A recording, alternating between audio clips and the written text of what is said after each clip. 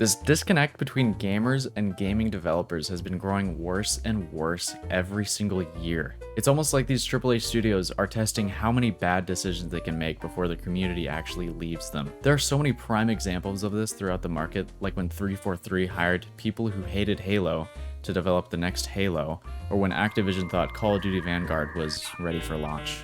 But by far, one of the worst examples of this is the most recent news of Blizzard canceling the PvE mode for their Overwatch 2. This is what this video is about. I know I'm kind of talking about something that has already been oversaturated, but I just want to take my stance on it.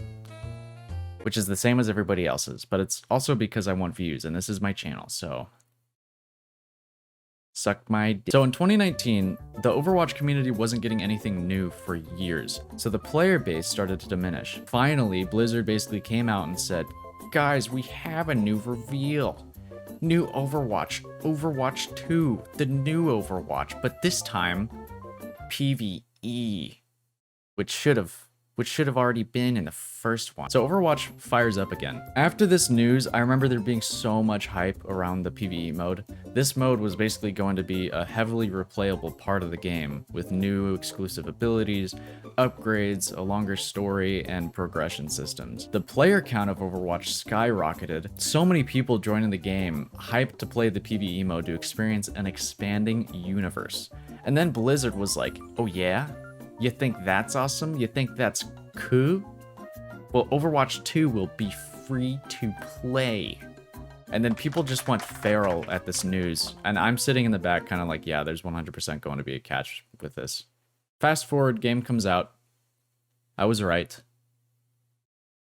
Okay, no PvE mode. That was delayed. Wait, hold on. No loot boxes, meaning there's no way of rewarding free players. And then they said that characters won't be locked behind a paywall. That was a lie. But they have a battle pass and 2 tanks now instead of 1. But the community, so beaten and battered by Blizzard, are still looking up to its saving grace, the PvE mode. The core reason why Overwatch 2 was ever even a concept. Blizzard came in to hit that final blow by canceling the final hope of anything good to come out of Overwatch 2. Back to it. Let me sum up the dev update for you. Basically, it's these 3 guys in a Discord call. This guy's like, yeah, dude, I saw your sick roadmap you guys put out. I can't wait for PvE.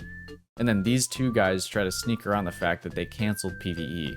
They go back and forth saying who's actually going to break the news, and it took them 4 minutes to finally be like, yeah, we canceled it. It was too much work. But we thought it would be a good idea to break the news earlier to the player base now rather than later, is what they said during like the last 15 minutes of the hour-long dev update. Like, there's no way that they didn't expect a nasty response from their community or even the entire gaming industry. Overwatch 2 is already falling off the map, being the weakest out of most AAA competitive games like Valorant, League, Call of Duty, Apex. And to look at all their past promises that they failed to keep, it's like, how many screw-ups in a row can they make without making one good decision by accident? It's almost impressive at this point. The Overwatch 2 community, in my eyes, is pretty much guts from Berserk. Blizzard has put these guys through so much pain in the last 2 years, I'm surprised that Overwatch 2 players aren't coming out of every match feeling like either modern-day stoics or suicidal. It could have had its own community, sprouting new content creators and more passionate players than those in the competitive mode, but all that now is just never going to happen because making a PvE mode is too hard, so here's another battle pass with 12 Winston voice lines. Hi there. Pretty much with a single decision, Blizzard has publicly executed themselves and their community. I've seen more life in a hamburger than in a public Overwatch lobby. I look in the chat log and there's one new player that will be like, good luck, have fun, and a smiley face. And I know everyone else is looking at the chat log like this. It's safe to assume that the player base has decreased. I saw a bunch of Reddit posts where a massive percentage of their top 500 players actually just straight up quit the game for good. I gotta say, good on ya.